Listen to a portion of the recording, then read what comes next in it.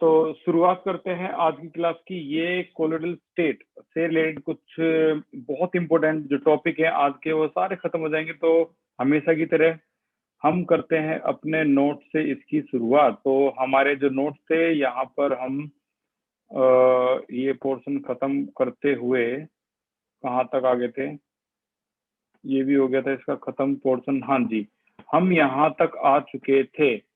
ये था based on interaction between DP and DM. तो यहाँ पर अगर मैं इनकी बात करूं, सबसे पहले तो यहाँ से थोड़ी सी जगह बना लेते हैं फिर से कट। ओके, तो ये है आपका based on the nature of interaction between DP and DM. तो लायोफिलिक और लायोफोबिक इसका बेस्ट एग्जांपल है। और जो तीन तरह से इसको जो क्लासिफाई करते हैं उन्हें कहते हैं हम PIT। ठीक है, पी का मतलब है फिजिकल स्टेट, दो जो classification based on physical state, जिसमें हमने sol, gel, emulsion, aerosol, solid sol सब पढ़ा था। ठीक है। और अच्छा, दूसरा है बेस्ड ऑन इंटरेक्शन। ठीक है ना, किस इंटरेक्शन से है, जैसे लायोफिलिक है, लायोफो डीपी और डीएम के बीच में इंटरेक्शन स्ट्रॉन्ग है या वीक है, तो इसे कहते हैं बेस्ड ऑन इंटरेक्शन। और लास्ट है based on classification based on the type of particle. Type of particle जैसे multi molecular, macromolecular, associated colloid. ठीक है, तो ये तीन तरह से क्लासिफाई होता है सॉलिड स्टेट। सॉलिड स्टेट बोल रहा हूँ मैं, कोलोइड। ठीक है, सबसे पहला जो डिफरेंस है, एक एक करके पॉइंट आउट करते रहेंगे और बहुत जल्दी से इसकी रिवीजन जो है वो खत्म होगी। पहला जो डिफरेंस है लायोफिलिक लायोफोबिक का, वो है ग्रेट एफिनिटी। यहाँ पर है नो एफिनिटी। डीपी और डीएम के बीच में ज्यादा लव होता है तो ग्रेट एफिनिटी, ज्यादा हेट होता है तो नो एफिनिटी। राइट। अच्छा, दे आर वेरी स्टेबल। दोनों के बीच में जब लव है तो very stable, they are very unstable. अच्छा, इजीली कोएगुलेट, इजीली कोएगुलेट हो जाता है। ठीक है, अगर आप sorry, can not be easily coagulate. अगर आप इसको कोएगुलेट करना चाहो तो डीपी और डीएम बॉन्ड आपस में नहीं टूटता, ये इजीली कोएगुलेट हो जाता है। कोएगुलेट मीन सेटल डाउन होना, और सेटल डाउन होने का दोबारा से सॉल्यूशन बनने को बोलते हैं हम क्या, पेप्टाइजेशन। ठीक है, दे आर रिवर्सिबल। रिवर्सिबल का मतलब ये है, अगर आपने डीपी और डीएम का बॉन्ड तोड़वा भी दिया, दोबारा से अगर आप इसमें सूटेबल सॉल्वेंट डालते हो तो दोबारा से आपका सोल तैयार हो गया। यानी ये रिवर्स हो सकते हैं और ये रिवर्स नहीं हो सकते, इरिवर्सिबल। यहाँ बॉन्ड एक बार टूटता है तो रिवर्स नहीं होता। एग्जाम्पल की बात करें तो भाई देखो, गम, जिलेटिन एंड स्टार्च। ठीक है, ये इसका एग्जाम्पल हो गया लायोफिलिक का। और यहाँ एग्जाम्पल की बात करें तो आर्सेनिक सल्फाइड। आर्सेनिक जो है ये एक तरह से जहर है, और जहर से हम हेट को कंपेयर कर सकते हैं तो AS2S3। तो यहाँ पर आपका आ गया AS2S3 और गोल्ड सोल, ये भी लायोफोबिक का ही एग्जाम्पल है। फॉर एग्जाम्पल जरूर याद रखने आपको किसी भी कीमत पे, एग्जाम्पल्स आर वेरी इंपॉर्टेंट। तो अब टाइप के ऊपर आ गए हम, based on the type of particle. और टाइप ऑफ पार्टिकल की बात अगर करोगे तो यहाँ पर बात आ जाती है किस किस की, यहाँ पर बात आती है मल्टीमोलिकुलर और मैक्रोमोलिकुलर की। ठीक है, अब मल्टीमोलिकुलर में आपको, जैसा कि मैंने क्लास में भी नॉर्मली सिखाया था, क्या आपको मल्टी और मैक्रो याद करना, तो ये तरीका बहुत अच्छा होगा याद करने का। ये साइज है आपका कोलोइडल साइज है। ठीक है, और यहाँ पर जो साइज है ये आपके छोटे छोटे साइज दे रखे हैं, जो कह सकते हो ट्रू सॉल्यूशन की तरह है। यहाँ साइज बहुत बड़ा है, सस्पेंशन की जितना साइज है। आपको अगर इससे यहाँ ये वाला साइज बनाना है तो एक काम तो कंफर्म है, जो करना होगा उसे कहते हैं एग्रीगेट। एग्रीगेट में करना होगा तभी ये साइज बन सकता है। बट यहाँ आपको तोड़ना होगा इसे, तो इसे हम डिसोसिएट करेंगे तभी इसके साइज का मॉलिक्यूल हमें मिल पाएगा। इस तरीके से अगर मैं इसको डिसोसिएट कर दूं तो, ठीक है, तो ये साइज का मॉलिक्यूल मिल पाएगा। अब यहाँ पर इसकी डेफिनेशन को ये ध्यान में रख के अगर आप देखोगे तो बहुत आसान लगेगी। मल्टी का मतलब बहुत सारे मॉलिक्यूलर हैं, स्मॉलर मॉलिक्यूल जिनका साइज 1 नैनोमीटर से भी कम है एग्रीगेट होते हैं। ये वो वर्ड था जिसकी बात मैं कर रहा हूँ, क्या होते हैं, aggregate. To form particle having size in the colloidal range. Example है मल्टी। जैसे मल्टीपल लोग की ख्वाहिश होती है उनके पास ज्यादा ज्यादा गोल्ड हो, तो इसलिए आप मल्टी के लिए गोल्ड याद कर सकते हो। मैक्रोमोलिक्यूल का अगर हम बात करें तो these are the substance having big size molecule, बड़े साइज मॉलिक्यूल होते हैं और ये क्या करते हैं, डिसोल्यूशन यानी ये डिसोसिएट होके ही ये बना पाएंगे। एग्जाम्पल की बात करें तो यहाँ पर मैक्रो का एग्जाम्पल आपका स्टार्च और सेल्यूलोज है, ठीक है, मैक्रोमोलिक्यूल का। इसी की आगे अगर हम चले तो एक आता है एसोसिएटेड कोलर, इसी को बोलते हैं मिसेल्स। मिसेल्स की तरह ही ये होते हैं और इसमें जो दो वर्ड आपको दिमाग में रखने हैं वो क्या है, low concentration, high concentration. Low concentration पे कैसा बिहेव करते हैं, तो भाई लो कंसंट्रेशन पे बिहेव करते हैं स्ट्रॉन्ग इलेक्ट्रोलाइट की तरह।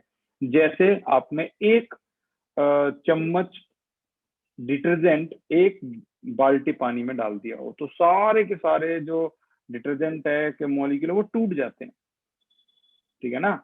इस तरीके से ये डिटर्जेंट मॉलिक्यूल होता है। कोई भी डिटर्जेंट मॉलिक्यूल को शॉर्ट में दिखाना हो तो ये डिटर्जेंट मॉलिक्यूल है, ये इसका पोलर पार्ट होता है, ठीक है, जो डिसोसिएट होता है, और ये इसका नॉन पोलर पार्ट होता है, नॉन पोलर पार्ट होता है। और थोड़ा डिटेल में इसको पढ़ोगे तो आपको ये ध्यान में आएगा, पता लगेगा। इस पोलर पार्ट को COO नेगेटिव और Na पॉजिटिव बोलते हैं। तो इस हिस्से को हम बोल देते हैं पोलर पार्ट, पोल बने हुए हैं पॉजिटिव और नेगेटिव। बट यहाँ कोई पोल नहीं होते, इसे टेल भी बोलते हैं। तो ये आपका नॉन पोलर पार्ट है। अब यहाँ पे आप देखोगे तो ये हाई कंसंट्रेशन में ले लोगे तो ये सभी के सभी डिसोसिएट नहीं होंगे, ये एक दूसरे के पास आ जाएंगे, एक एग्रीगेट होकर, यहाँ भी एग्रीगेट है, एग्रीगेट होकर ये एसोसिएटिव कोलर बनाते हैं। Best examples are soap and detergent, ये ऐसा करते हैं। ऐसे ही है Kraft temperature. Micelle formation take place only above a particular temperature known as Kraft temperature. ऐसे ही CMC, critical micelle concentration. Micelle formation takes place only above a particular concentration known as critical micelle concentration. ठीक है, आगे अगर हम चलें तो preparation of collar यहाँ पर आ गया है और यहाँ पर 3 मेथड है इसके, ठीक है, जिनमें से एक का नाम है केमिकल मेथड, एक का नाम है इलेक्ट्रिकल डिजिंटिकेशन मेथड और एक का नाम है पेप्टाइजेशन, ठीक है ना। तो CEP,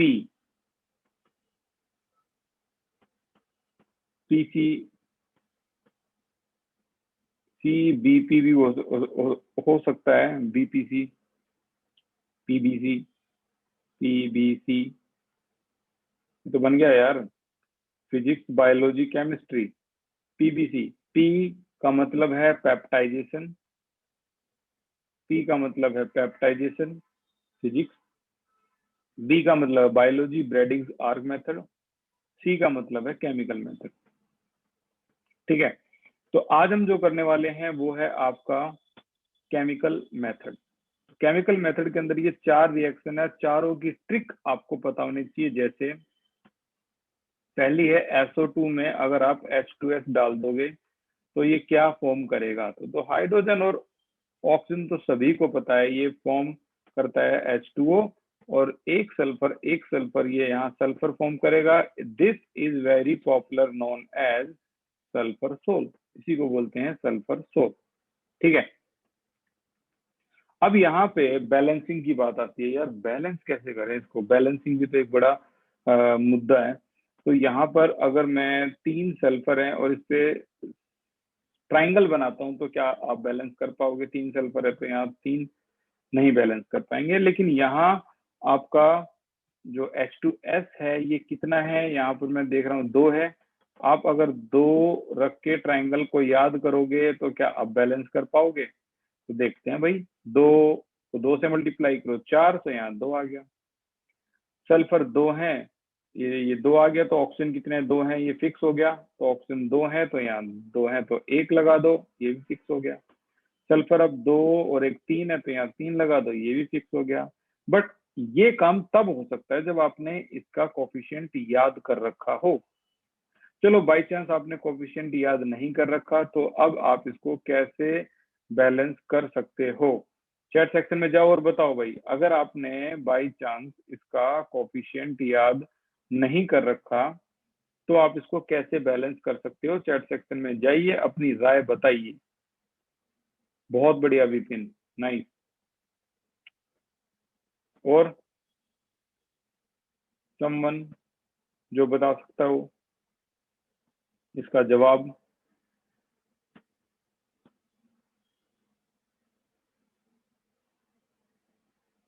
Mayur, hit and trial मयूर, ये तो बहुत प्रॉब्लम क्रिएट कर देगा।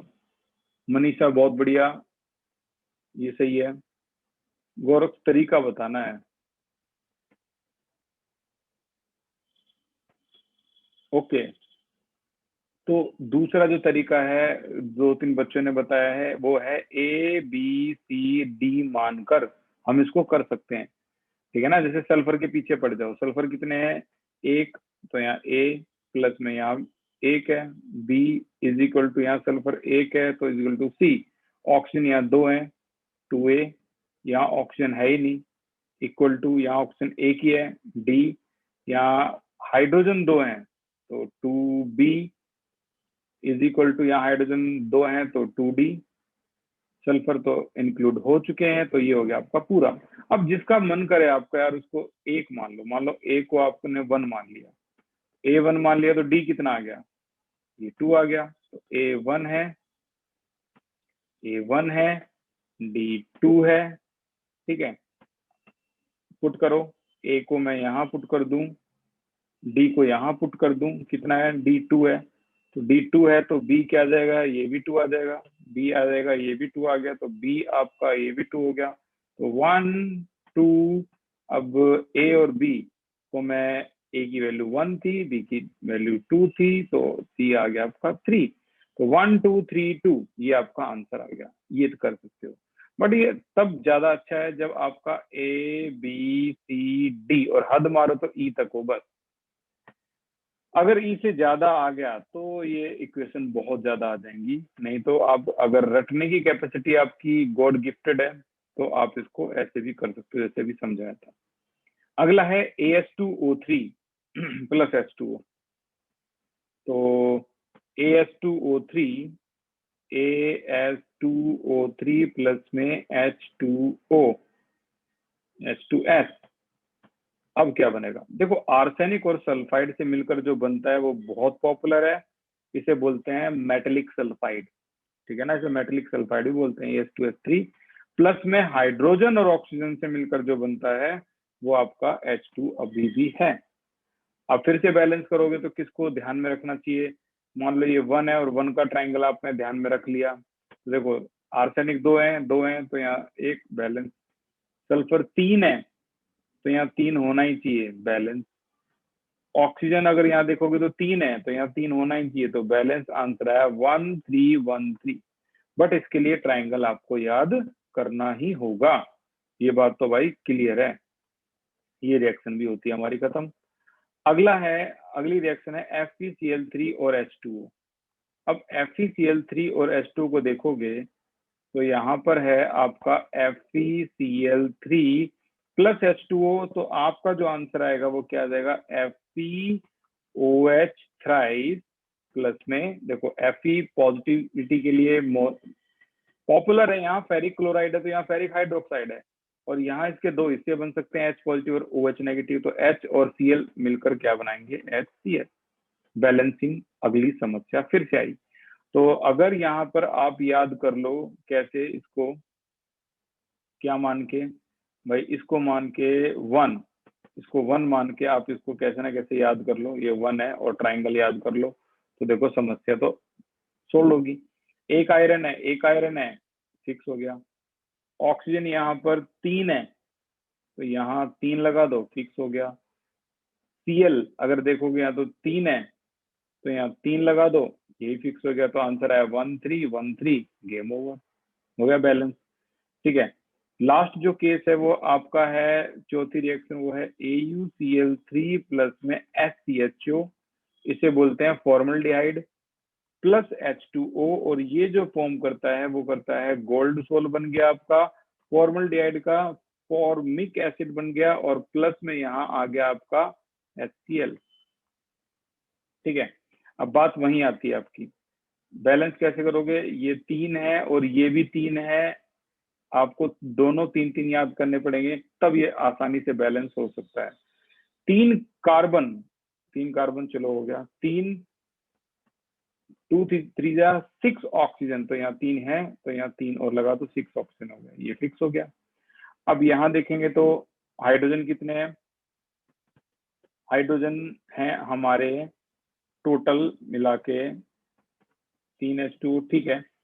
तो हाइड्रोजन है 3 और 3 टू 6 हाइड्रोजन है, तो यहाँ पर कितने हैं 3 टू 6, 3 टू 6, 3 टू 6, 12 हाइड्रोजन है यहाँ पर। तो यहाँ पर आपके 6 हाइड्रोजन आने जरूरी हैं। अब 6 Cl को देखकर आप यहाँ 2 लगाओगे, 2 गोल्ड को देखकर यहाँ 2 लगाओगे, और ये आ गया आपका गोल्ड सोल, ठीक है, ये आपका गोल्ड सोल बन गया। ये रिएक्शन, अगली रिएक्शन थी, बहुत खास रिएक्शन थी। ऊपर वाले का नाम है फेरिक हाइड्रोक्साइड। क्या कोई इसका दूसरा नाम बता सकता है? एक नाम तो है इसका फेरिक हाइड्रोक्साइड, क्या कोई इसका दूसरा नाम बता सकता है? बताइए, चैट सेक्शन में जाइए और बताइए, क्या कोई इसका दूसरा नाम बता सकता है फेरिक हाइड्रोक्साइड का? अभी तो कोई आंसर नहीं है। No cheating allowed. दूसरा नाम तब्बू चौहान, बिल्कुल ठीक। साक्षी, वेरी गुड साक्षी, बिल्कुल ठीक।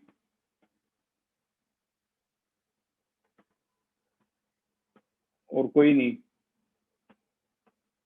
गौरक्ष, ये गलत है। मनीषा, ये गलत है। आंसर है इसका, इसको बोल सकते हो आप Fe2O3.3H2O, और ये बराबर होता है किसके? FeOH थ्राइस के। अगर यहाँ मैं 2 लगा दूं तो आयरन कितने हैं? 2 हैं, यहाँ भी 2 हैं। ऑक्सीजन कितने हैं यहाँ पर? 3 और 3 6 हैं, यहाँ भी 3 2 जा देख लो 6 हैं। हाइड्रोजन 3 2 जा 6, 3 2 जा 6, हाइड्रोजन भी 6। तो ये कुल मिला के ये दोनों नाम एक ही हैं, और इसका दूसरा नाम है हाइड्रेटेड, इसको मैं बोल रहा हूँ hydrated ferric oxide. Ferric oxide, ये आपका हाइड्रेटेड फेरिक ऑक्साइड है, ठीक है। तो ये बहुत ज्यादा इंपोर्टेंट है, आने वाले इसमें कई रिएक्शन इसकी आएंगी जो हम पढ़ने वाले हैं। तो ये था आपका, ये रिएक्शन भी आपकी होती है खत्म, और ये रिएक्शन भी आपकी होती है खत्म, ठीक है। इलेक्ट्रिकल डिसइंटीग्रेशन मेथड जो है ये हम आज की क्लास में करेंगे, और उसके बाद जो पोर्शन है वो हम कल की क्लास में करते हैं। इलेक्ट्रिकल डिसइंटीग्रेशन को ब्रैडिग्स आर्क मेथड भी करते हैं।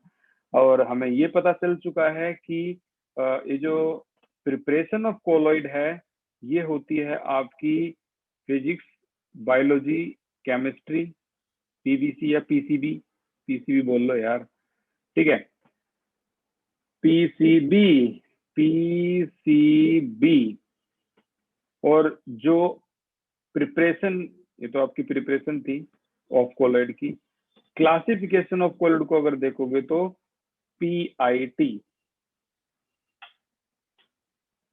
को भी अच्छी तरह से याद नहीं रहेगा, मुझे पता है, तो ये टिप याद रह जाएगा। किसी को टिप देते हैं हम, खाना खाने के बाद वेटर को टिप देना, टिप्स भी सही है, but tip is very good. T mean based on the type of article, I mean based on the interaction, P mean based on the physical state। तो टिप है, पीसीबी है, ऐसे code बना लो बढ़िया बढ़िया से। ब्रैडिग आर्क मेथड यानी electrical disintegration method, ये क्या था? बहुत सिंपल सा सेटअप बनाया है। देखो, इस पूरे बीकर में यहाँ डाल दी इन्होंने आइस, बाहर की तरफ बर्फ, अंदर एक और बीकर है, और अब इस बीकर में उन्होंने गोल्ड सोल बनाने के लिए एक सूटेबल सॉल्वेंट लिया, ठीक है। सॉल्वेंट लेकर ऊपर से डाल दी इन्होंने आर्क जो कि गोल्ड की थी, और इंटेंस हीट या करंट पास कर दिया, जिससे ये गोल्ड पिघलना शुरू हो गया, और वो गोल्ड पिघल के कहाँ जाएगा? सूटेबल सॉल्वेंट में जाएगा। और सूटेबल सॉल्वेंट इंटेंस हीट से ये बहुत तेजी से गर्म होगा, और बाहर बर्फ है तो बहुत जल्दी से कंडेंस भी होगा, और कंडेंस होकर जब ये सॉल्यूशन में गोल्ड रह जाएगा तो इसका साइज जो है वो कोलोइडल रेंज का आ जाएगा, जिसे हम गोल्ड सोल कहते हैं। तो this method is used to prepare sol of metal such as platinum, gold, copper, silver. In this method, इस मेथड में होता क्या है, नॉर्मली ओके रोटेट, नॉर्मली इस मेथड में when electric arc between electrode or metal immersed in DM, the intense heat जो produce होगी वो वेपराइज करेगी, vaporise the metal which then condense to form particle of colloidal soul। ठीक है ना, फिर उसको कंडेंस कर देंगे तो कोलोइडल सोल का पार्टिकल आपको मिल जाएगा। यहीं से शुरुआत होती है पेप्टाइजेशन की। तो पेप्टाइजेशन जो है, पेप्टाइजेशन एक ऐसी प्रोसेस होती है जो कोएगुलेशन का अपोजिट आप बोल सकते हो, बड़ा इंपॉर्टेंट है, एग्जाम में अच्छा खासा है। The process of converting freshly prepared PPT into colloidal soul by adding suitable electrolyte is called peptizing agent।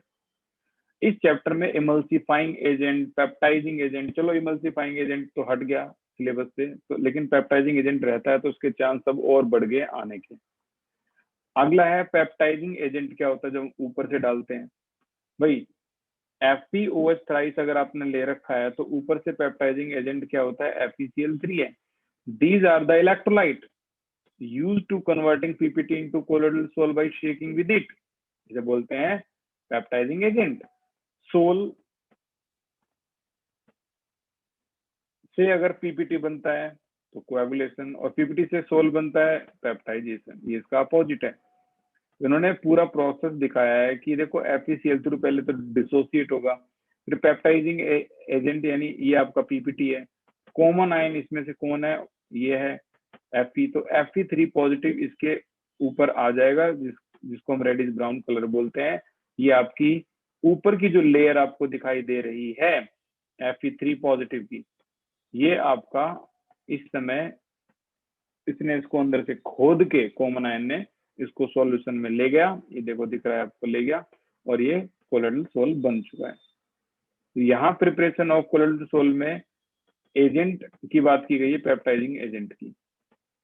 अगला अगर हम चलें, peptizing agent is added to PPT to convert PPT into colloidal sol. Yes, what is the cause of peptization, का कारण क्या है, तो answer है peptizing agent is generally an electrolyte having common ion with the precipitate, so precipitate acquire positive or negative charge which break them into PPT into smaller particle, इसको बोलते हैं colloidal, मतलब and form colloidal solution. Again वही same example दोबारा repeat कर दिया इन्होंने, ये PPT है, ये कॉमन आयन है, ये कोलोइडल सोल है। यहाँ पर एक पर्टिकुलर एग्जांपल देके भी इस क्वेश्चन को पूछा गया था क्योंकि था ही इतना important. What happen when freshly prepared FeOH thrice is shaken with dilute FeCl3 solution give reason। तो देखो वही बात घुमा फिरा के पूछ रहे हैं, तो इसका आंसर भी वही है।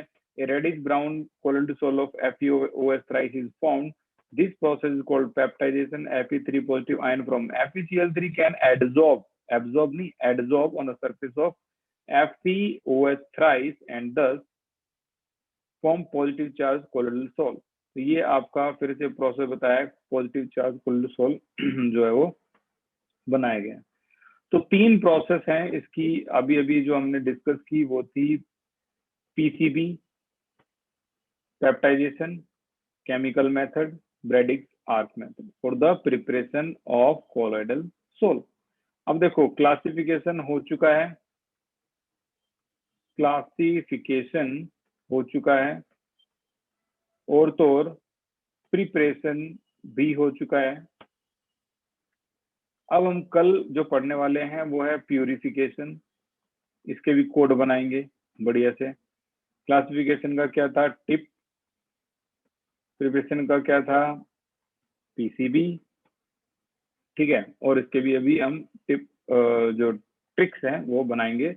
अब हम आ जाते हैं कुछ नया सीखने के लिए, जितना भी आपने अभी तक सीखा है अब इससे थोड़ा सा लेवल ऊपर चलते हैं। जो चीज नई आपको मिले उसको लिख लो, ऐड कर लो, लेकिन कर लो जरूर।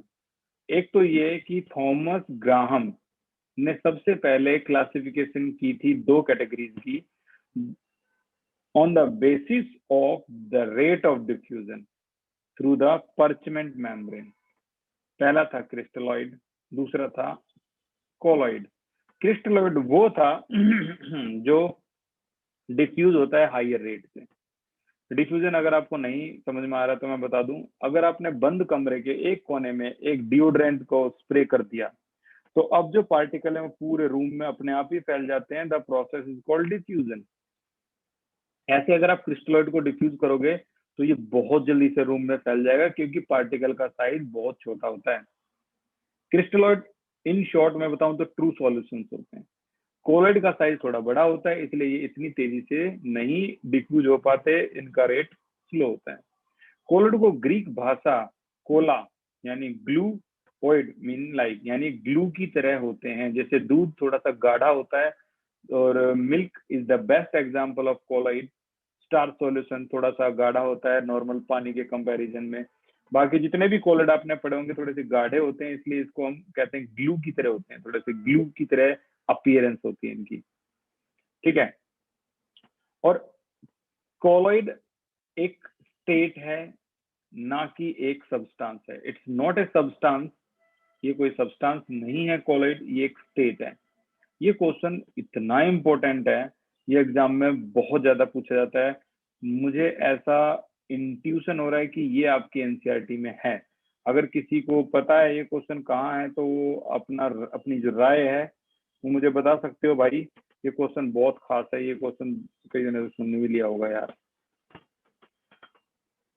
नोट्स में है, गोरक्ष बता रहा है, लेकिन नोट्स तो छोड़ो भाई, जैसा मेरी इंट्यूशन चल रही थी वो बिल्कुल ठीक है। ये देखो इस क्वेश्चन को, कितनी कितनी बड़ी और कितनी इंपॉर्टेंट बात है अगर आज की ही क्लास में किसी को ये कंप्लीट करनी है। Colloid is not a substance, it's a state. और इस बात को बताने के लिए टॉपर नोट्स ने कितना जबरदस्त एग्जांपल दिया है। देखो, अगर आपको ये समझना है कि ये स्टेट होती है कोलॉइड, ये कोई सब्सटेंस नहीं होता। कोई कह देगा कि NaCl एक कोलॉइड है, गलत हो गया आपका answer. NaCl diffuse fastly in water but slowly in alcohol। तो यानी NaCl क्रिस्टलोइड भी हो सकता है, NaCl कोलॉइड भी हो सकता है, समझ रहे हो ना। ये स्लो इन अल्कोहल, अगर आपने सॉल्वेंट अल्कोहल ले लिया तो ये कोलॉइड की तरह बिहेव करने लगा। Similarly some substance like RCOONA diffuse slowly in water but rapidly in alcohol। अब देखो यहाँ इसका उल्टा है, RCOONA ये slowly in water but rapidly in alcohol. तो यहाँ ये एक बार तो क्रिस्टलॉइड की तरह बिहेव करने लगते हैं, एक बार कोलॉइड की तरह बिहेव करने लगते हैं। This is the best example to elaborate colloid is a state not a substance. किसी भी कोई भी एक सब्सटेंस आपको कोलॉइड की तरह भी दिख सकता है बिहेव करता हुआ और ट्रू सॉल्यूशन की तरह भी। ये एक स्टेट होती है, डिपेंड करता है आपने किस सॉल्वेंट में इसको डाला है। कैरेक्टरिस्टिक्स की बात करें कोलॉइड की तो ये पार्टिकुलरली स्टेट पे डिपेंड करता है। जैसे अभी हमने पढ़ा रेट ऑफ डिफ्यूजन इसमें जो होता है वो स्लो होता है, जैसा कि अभी हमने पढ़ा। हेट्रोजिनस होता है, आप जानते हो। इसकी 2 स्टेट होती हैं, डिस्पर्स फेस और डिस्पर्स फेस। अब देखो नई नई बातें, पहली बात आपने क्या नहीं सीखी, थॉमस ग्राहम ने बताया था सबसे पहले इसके बारे में। अब आप देखो क्या सीख रहे हो, दुनिया को पता है कि डिस्पर्स फेस को डीपी बोलते हैं, लेकिन क्या इसका दूसरा नाम पता है किसी को? इसको इंटरनल फेज भी बोलते हैं, और तो और इसको डिसकॉन्टिन्यूअस फेज भी बोलते हैं। इसी का उल्टा अगर डीएम को देखा जाए तो इसको डिस्पर्जन मीडियम या फिर एक्सटर्नल फेज भी बोलते हैं और कॉन्टिन्यूअस फेज भी बोलते हैं, ठीक है ना। तो डिस्पर्जन मीडियम को कॉन्टिन्यूअस फेज या एक्सटर्नल फेज भी बोला जाता है। और अगली प्रॉपर्टी देखे तो इंटरमीडिएट स्टेट, जो ट्रू सॉल्यूशन होते हैं और सस्पेंशन होते हैं, ये कोलॉइड उनकी बीच की एक स्टेट है, आपको पता है पार्टिकल के साइज की तरह। तीसरी एक और नई बात, अगर कोई आपसे पूछे कि ट्रू सॉल्यूशन में एक होता है सॉल्यूट, इसे बोलेंगे सॉल्यूट, और एक होता है सॉल्वेंट। कोलॉइड में डीपी होता है, डीएम होता है, तो क्या किसी को पता है सस्पेंशन में क्या होता है? नहीं पता। नई बात आज की क्लास में सीख लो। सस्पेंशन में इसे प्रेसिपिटेट और मीडियम बोलते हैं। क्लियर। देखो ये दो एरो जो हैं वो ये सभी बच्चों को पता होते हैं, सस्पेंशन का नहीं पता होता। तो सस्पेंशन में आपका डीप प्रेसिपिटेट और मीडियम बोला जाता है, जैसे सॉलिड और सॉल्वेंट ट्रू सॉल्यूशन में बोला जाता है, जैसे डीपी और डीएम कोलोइडल सॉल्यूशन में बोला जाता है। तो एक ये भी नई बात थी आपके लिए। और आगे चले तो in colloidal solution, in colloidal state, जो ये डीपी है डिस्पर्स फेज में consist of particle of single macromolecular, यानी प्रोटीन सिंथेटिक ऐसा भी हो सकता है और एग्रीगेट भी हो सकता है। आपने गम जिलेटिन स्टार्च देखा होगा। अब गम जिलेटिन स्टार्च में सिंगल मैक्रोमोलिक्यूल सिर्फ मान लो प्रोटीन है या जिलेटिन है, एक ही है। बट एग्रीगेट का मतलब है, जैसे मैक्रोमोलिक्यूल आपने एग्जांपल देखा था कि ये छोटे छोटे मॉलिक्यूल एग्रीगेट जुड़ के भी कोलोइडल स्टेट बनाते हैं, सिंगल में भी बनाते हैं और कई सारे जुड़ के भी बनाते हैं। देखा था ना, सिंगल जैसे गम जिलेटिन स्टार्च, एग्रीगेट जैसे गोल्ड सॉल, ये एग्रीगेट हो रहे थे। कहाँ पढ़ा था हमने aggregate? Multi molecular. Multi molecular का बेस्ट एग्जांपल क्या है? गोल्ड, क्योंकि मल्टीपल पीपल चाहते हैं हमारे पास गोल्ड, जो रिलेट कर गया वो कर गया। अगला है द सोल पार्टिकल में have enormous surface area.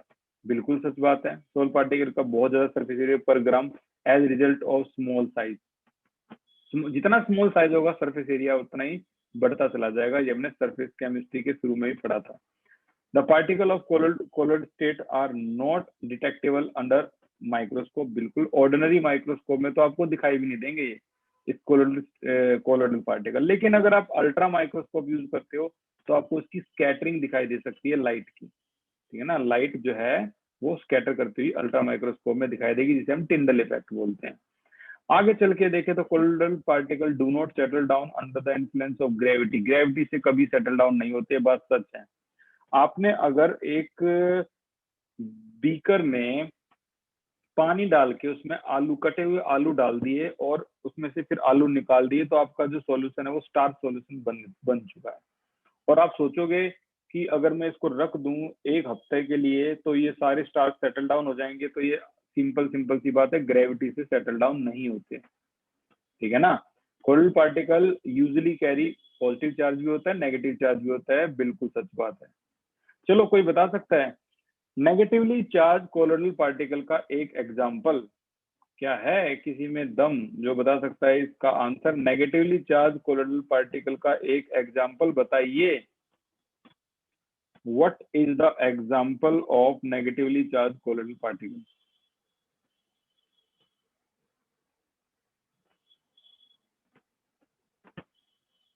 Okay,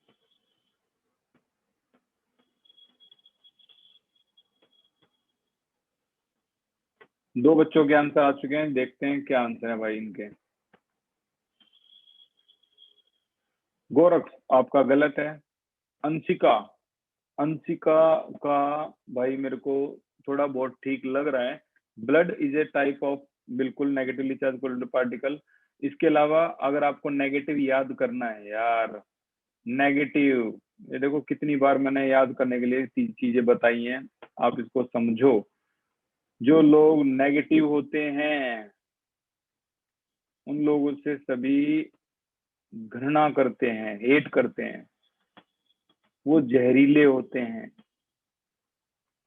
यानी AS2S3 आपका लायोफोबिक का भी बेस्ट एग्जांपल है और नेगेटिवली चार्ज कोल्ड सोल का भी बेस्ट एग्जांपल है, ठीक है। तो इस तरीके से आप याद कर सकते हैं। लायोफोबिक जो हेट होता है, हेट में क्या गया AS2S3, तो ये दोनों का बेस्ट एग्जांपल है। आगे अगर हम बात करें तो यहाँ पे हमारा क्लासिफिकेशन ऑफ कोलोइडल डिस्पर्सन, जिसका वाटर है हाइड्रोसोल, एल्कोहल है डीएम तो एल्कोसोल, डीएम बेंजीन है बेंजोसोल, एयर है तो एरोसोल, कोई नई बात नहीं थी। Classification on the nature, based on the nature of charge, तो पॉजिटिव है पॉजिटिव सोल, नेगेटिव है नेगेटिव, तो पता नहीं क्या था भाई। टाइप ऑफ कोलोइडल पार्टिकल, अब हम स्टार्ट हो चुके हैं वहीं से टिप से, ठीक है। तो ये टाइप ऑफ कोलोइडल पार्टिकल में सबसे पहले based on the interaction, physical state और टाइप। तो सॉलिड सोल, सोल, ये सब हम पढ़ चुके हैं, कोई नई बात नहीं थी हमारे लिए भाई। अच्छा आगे देखें तो aerosol, gel, emulsion, sol, gel, emulsion, ठीक है, सॉलिड सोल वगैरह वगैरह हम पढ़ चुके हैं। क्या कोई बता सकता है जेल के अंदर डीपी और डीएम? कम ऑन, जेल के अंदर DP and DM, what is DP and DM in gel? और ऐसे ही एग्जाम में आएगा वो, डिफाइन जेल, तब क्या करोगे? बहुत बढ़िया गोरक्ष, विपिन ठीक है, खुशी ठीक है,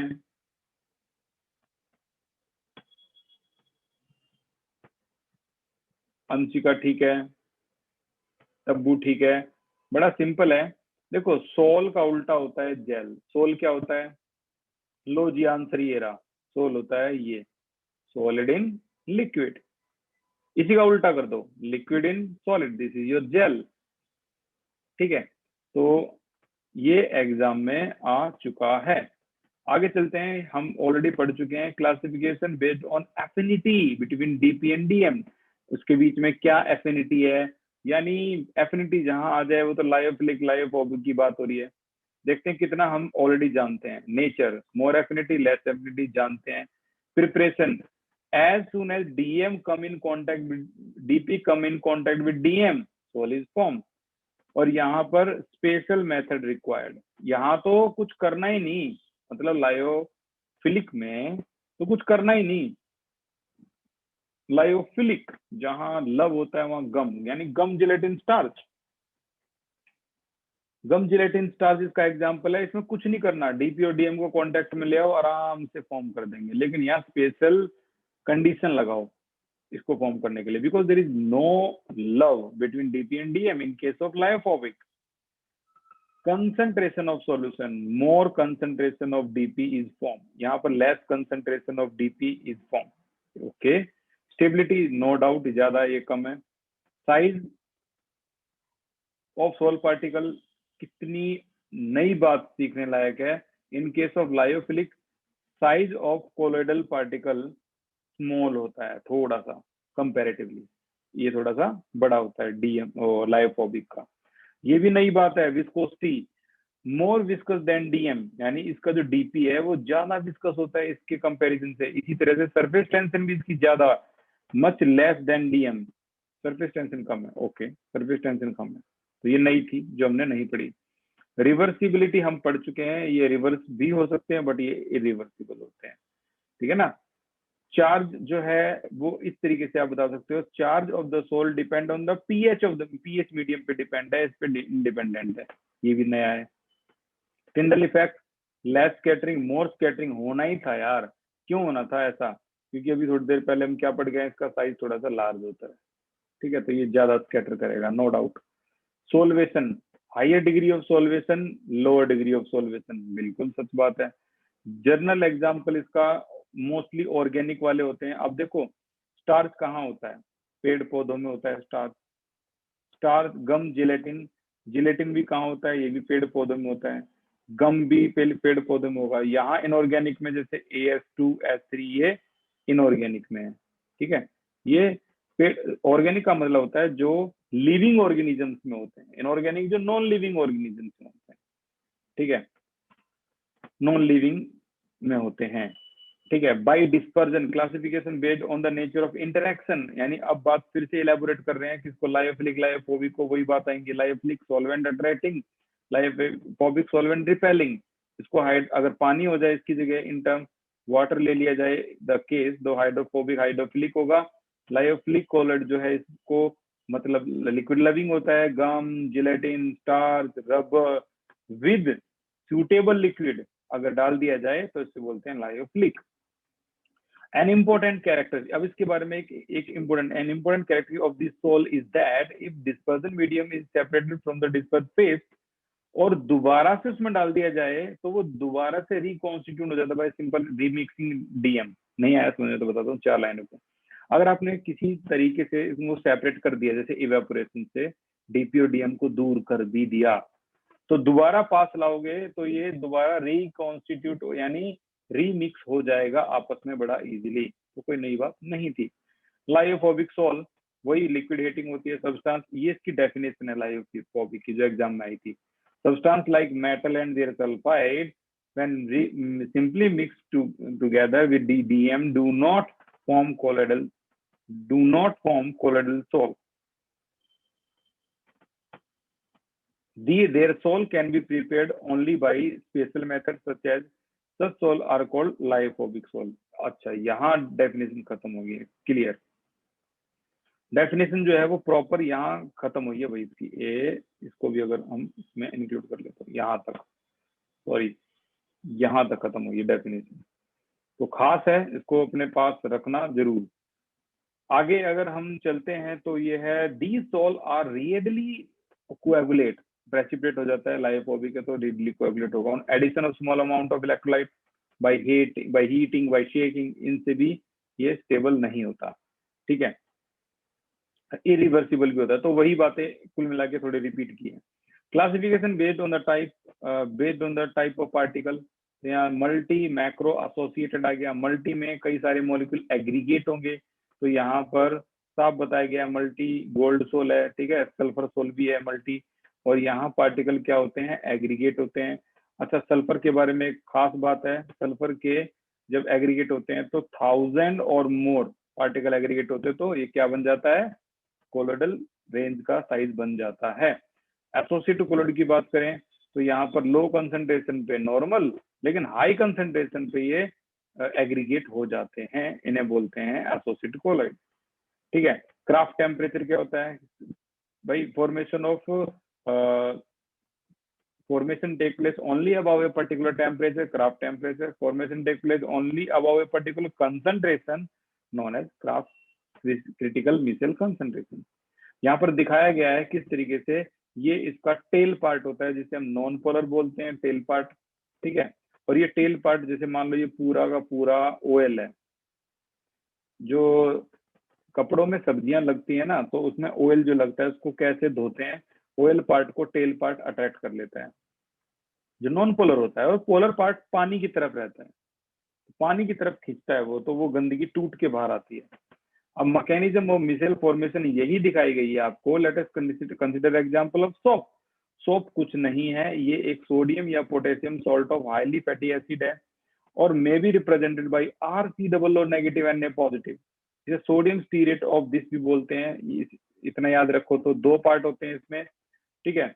व्हेन डिजोल्व इन वाटर में डिजोल्व करोगे तो ये ऐसे टूट जाएगा, नेगेटिव और पॉजिटिव में, ठीक है। अब दो पेयर इसमें लॉन्ग टेल जो होती है हाइड्रोकार्बन की, उसे बोलते हैं हम नॉन पोलर टेल, और हाइड्रोफोबिक वाटर रिपेलिंग भी बोल देते हैं। पोलर पार्ट होता है वो COO नेगेटिव का होता है। वही बातें रिपीट हो रही हैं बार बार, ठीक है। इसकी लॉन्ग चेन ऐसे दिखाई गई है बना के, ये देखो ऐसे दिखाई गई है, शॉर्ट में बिल्कुल ऐसे बोल देते हैं, ठीक है।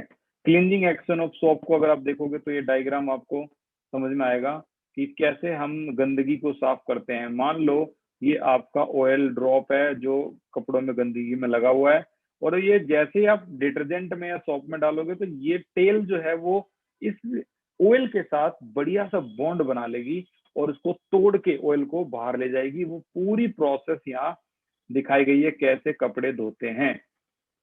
क्लींजिंग एक्शन ऑफ सोप, तो यहाँ दिखाया गया है द क्लींजिंग एक्शन, ये लास्ट टॉपिक है। Cleansing action of soap is due to the fact that soap molecule form micelle around the oil droplet, इसकी बात हो रही है तेल की, in such a way that hydrophobic part of, hydrophobic का मतलब tail of the sodium stearate ion is in link with किसके साथ, ऑयल ड्रॉपलेट के साथ, और हाइड्रोफिलिक पार्ट यानी इसका polar part out of grease, वो ग्रीस यानी तेल से दूर होगा और ब्रिस्टल फॉर्म करेगा।